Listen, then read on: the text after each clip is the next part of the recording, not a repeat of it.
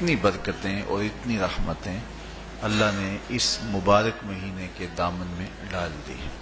یا ایھا الذین آمنوا کتب علیکم الصیام کما کتب علی الذین من قبلکم، کہ اے ایمان والو تمہارے اوپر روزے فرض کیے گئے ہیں جس طرح تم سے پہلوں پہ فرض کیے گئے تھے۔ کیوں فرض کیے گئے؟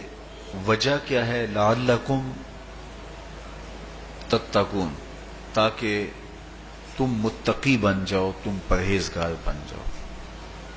تو روزے کی فرضیت کا نتیجہ تقوی کا حاصل ہونا ہے، اتقاء کی دولت کا نصیب ہونا ہے۔ تو اس آیت کریمہ میں 3 چیزیں بیان کی گئی۔ سب سے پہلی، اے ایمان والو تمہارے اوپر روزے فرض کیے گئے۔ پھر دوسری بات، جس طرح تمہارے سے پہلوں پہ فرض کیے گئے۔ اور تیسری بات، تاکہ تمہیں تقوی کا نور نصیب ہو، تمہیں اتقاء کی دولت نصیب ہو۔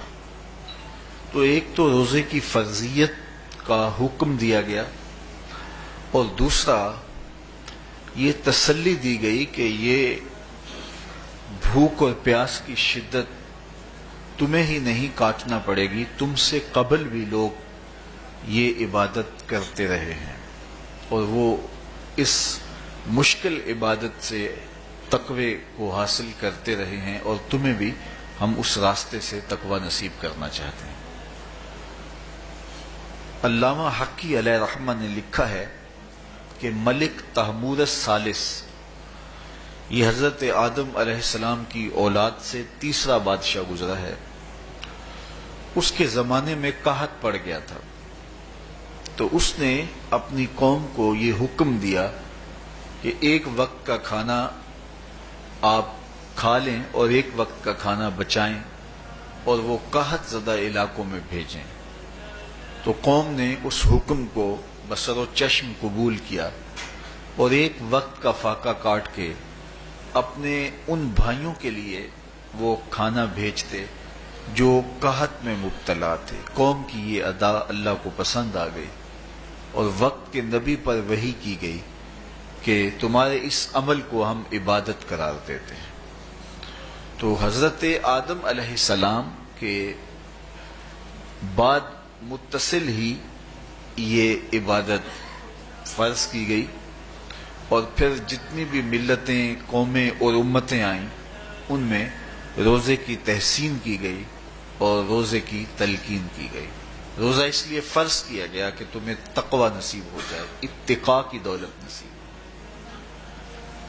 اب سوال یہ ہے، کیا تقوی بھوک اور پیاس سے حاصل ہوتا ہے؟ پیاس کاٹنے سے، بھوک کاٹنے سے کیا تقوی نصیب ہو جاتا ہے؟ صبح سے لے کر شام تک روزہ رکھنے کی تلقین کی گئی۔ یہاں ناروے میں اور مختلف ممالک کے اندر 20 گھنٹے کا روزہ ہے، اور ہمارے بھی یہاں 16-17 گھنٹے مسلسل شدت کی گرمی میں بھوک اور پیاس کاٹنا ہوتی ہے۔